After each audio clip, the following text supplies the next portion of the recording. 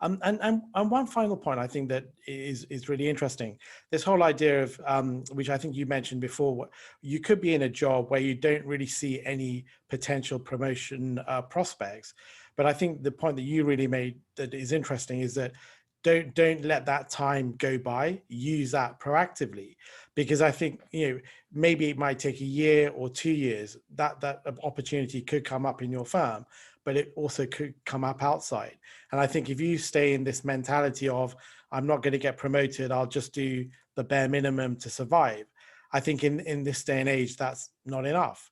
So I just love that point about when you're in that sort of transition phase, there's still a lot of stuff you can do to make yourself more employable. Is that right, Amy? Yeah, there is. And find a way to make your job more interesting. You know, if you need to stay, and there are many good reasons to stay at a job, and I've done it too. I've, stayed at jobs where I wasn't really excited, but I have found either I've taken another class on the side, or I volunteered for work outside my area. Um, it's up to you. Be creative. Think of other things you can do and reframe it. I think you have to reframe it as, I'm going to choose to stay here another year because I'm well paid. My kids are in school. My family's happy. It's not time to make a move. I'm making this up. Everybody has different things that impact them, but those could be very good reasons to stay. Or my kids in college, I've got a tuition bill to pay. I can't just quit right now, or whatever it is, or I just bought a house, or I want to buy a house. And, that's more important to me actually than getting promoted right now. I'd like to be a homeowner. There's that stage in your life, or I'm getting married, or, I'm going to have a child, or whatever it is. Or like one client I had who was furious about not getting promoted to a particular position, very famous company, you would know. And I had met her boss, and my gut was my client was never going to get promoted. And it was like pulling teeth to get feedback from this boss. Even I had a hard time, and usually I get it from people. And he was not a sponsor. I could tell that immediately. He was never going to lay down for her, like, throw down. You always have to have someone in the room speak for you. When the 9 box, as we call it, in HR comes up, where it's, where do you rank, who's promotable, who's in the succession line. And it's one of those where I said, I have to be candid. I said, I know you really want this, and you're very talented.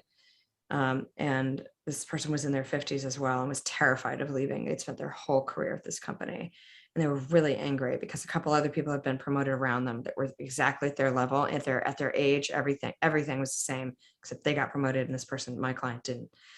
And I said, I think, I'm giving you things you can do.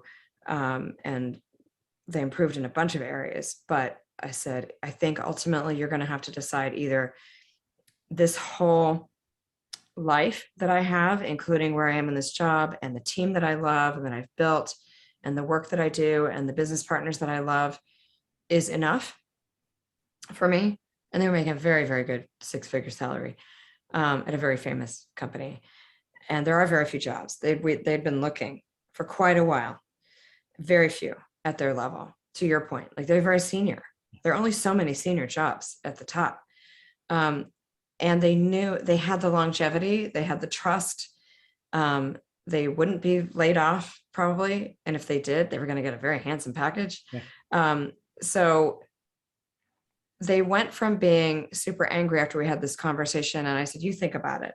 This is your choice. You are amazing, and you can go out there and, and quit and look for these other jobs and start over completely, and with your credibility and with building a team and all that. And maybe you want to do that. Maybe you're so bored that that's exciting and you want one more really big go at this.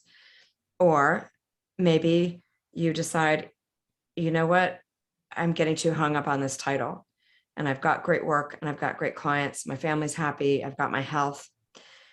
I said, I can't say this for you. I can't. I said, but these are the questions I would think about. And they wound up actually deciding they were happy. This is what's so interesting. They decided they were happy.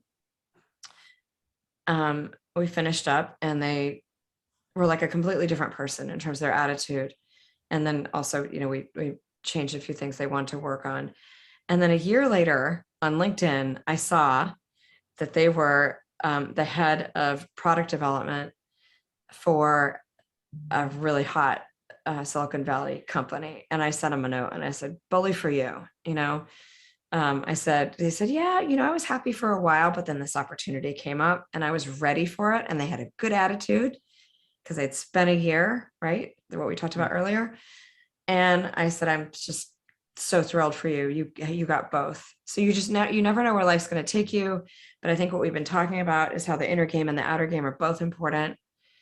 And just not giving up on yourself, not getting sucked into the negative, even when it seems so hard and when it seems like the whole world is against you, that's okay. And like, it's okay to, be angry or sad for a bit, but just find a way to pull yourself up.